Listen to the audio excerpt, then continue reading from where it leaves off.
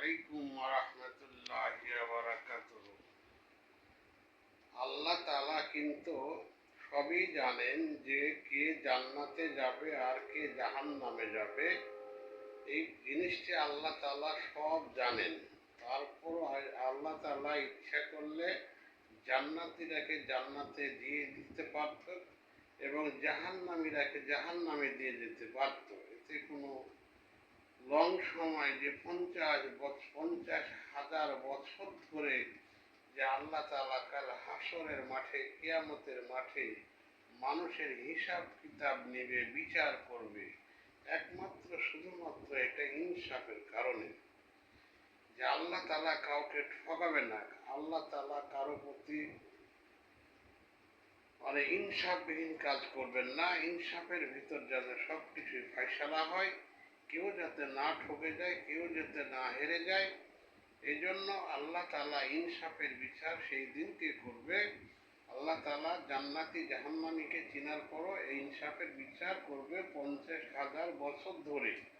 এই জন্য যে কোন মানুষটি কাকে ঠগাইছে, কোন মানুষটি কার হক নষ্ট করেছে, কোন বিচারক কার বিচার সঠিক করেনি, কোন বিচারক কারকে বিনা দোষে হাজত খাটাইছে, কোন বিচারক কার বেইনসাফি বিচার করেছে এবং বিনা দোষে জেল খাটাইছে এবং তাকে সাজা দিয়েছে, ইত্যাদি ভাবে আল্লাহ তাআলা সেই দিনকে পরীক্ষা করবে।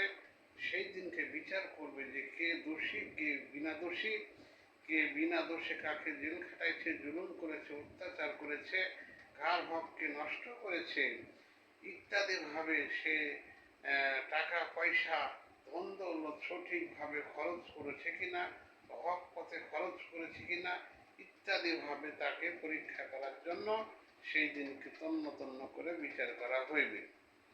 এবং 3 ব্যক্তিকে আল্লাহ তাআলা আলাদাভাবে একটি জান্নাত পার্সোনালি দিবে। সেটা হচ্ছে সেখানে বালাখানা থাকবে। সেটা হচ্ছে 1 নাম্বার, যে ব্যক্তি বেশি বেশি মেহমানদারি করে, যে ব্যক্তি বেশি বেশি মেহমানদারি করে। এবং 2 নাম্বার ব্যক্তি হচ্ছে যে বেশি বেশি সালাম বিনিময় করে, যে বেশি বেশি সালাম দিয়ে থাকেন। 3 নাম্বার ব্যক্তি হচ্ছে যে ব্যক্তি তাহাজ্জুদের নামাজ বেশি পড়ে, যে ব্যক্তি তাহাজ্জুদের নামাজ বেশি বেশি পড়ে। এই জন্য এই 3 ব্যক্তিকে আল্লাহ তাআলা খুশি হয়ে আলাদা একটি জান্নাত দিবেন। সেটা হচ্ছে বালাখানা। সেখানে একেবারে সুখ আর সুখ, অফ্রন্ত সেখানে নিয়ামত থাকবে এবং সেটা একটি পার্সোনালি জান্নাত তাদের জন্য, এই 3 ব্যক্তির জন্য হবে। তাই আমরা 3 ব্যক্তির মধ্যে যেন পড়তে পারি সেই চেষ্টা যেন আমরা সকলেই করি। মেহমানদারি যারা করে, মেহমান বাসায় যারা আসে, সে মেহমানের সাথে আল্লাহর ফেরেশতাও আসে এবং একজন ফেরেশতা আসে, সেই ব্যক্তি মেহমান যতদিন বাসায় থাকে ততদিন ফেরেশতাও থাকে এবং সে দোয়া করতে থাকে আল্লাহর কাছে তার সুখ শান্তির জন্য। এই জন্য মেহমানদারি বেশি বেশি করবেন, সালাম বেশি বেশি দিবেন এবং হচ্ছে তাহাজ্জুদের নামাজ বেশি বেশি পড়বেন। এই 3 ব্যক্তিকে আল্লাহ তাআলা খুব ভালোবাসবেন এবং পার্সোনালি তাদেরকে আলাদা একটি বালাখানা জান্নাত দান করবেন।